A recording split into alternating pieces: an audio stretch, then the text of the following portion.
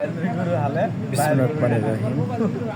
যারা আমার ভিডিওটি দেখতেছেন সকলকে সংগ্রামী সালাম, আসসালামু আলাইকুম। দেশ ও দেশের বাহিরে যারা এই ভিডিওটি দেখছেন পরবর্তীতে দেখবেন, সবাই ভিডিওটা শেয়ার করে দেবেন। যারা নতুন বিদেশ আসতেছেন বা আসবেন, তারা অভিজ্ঞতা বা কাজ শিখে বিদেশে আসবে। দক্ষ লোকদের মূল্যায়ন করা হয় এখানে।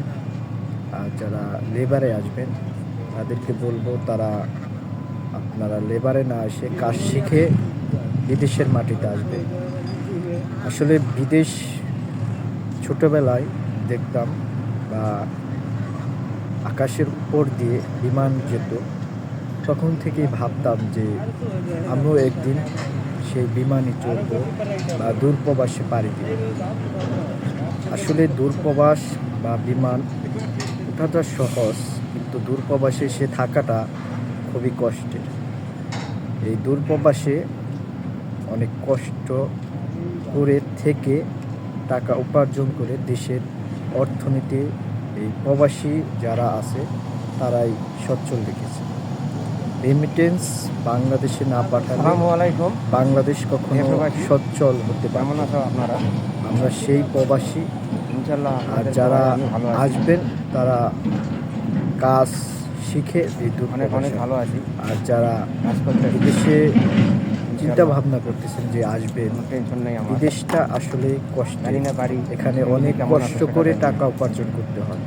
এই কষ্ট যদি কেউ সহ্য না হয়, তাহলে আমি বলবো আপনারা যে টাকা দিয়ে আসবেন সে টাকা দেশে যে কোনো একটা ব্যবসা বাণিজ্য করবেন, সেটাই আপনাদের সফলতা হবে। আপনারা যারা নতুন আসবেন তাদের উদ্দেশ্যে এই কথাটি বলা। আসলে আমরা ট্রেড নিয়ে এসেছি স্প্রে পেন্টার, কিন্তু আমাদের এখানে অনেক কাজ করতে হয়, বিভিন্ন রকমের কাজ করতে হয়। এই সৌদি আরবে অনেক রোদ মধ্যে আমাদেরকে কাজ করতে হয়। অনেক প্রবাসী আছে যারা এই কাজে করতেছে, রোদে পরিশ্রম করে দেশের অর্থনৈতিক ঠিক রাখার জন্য।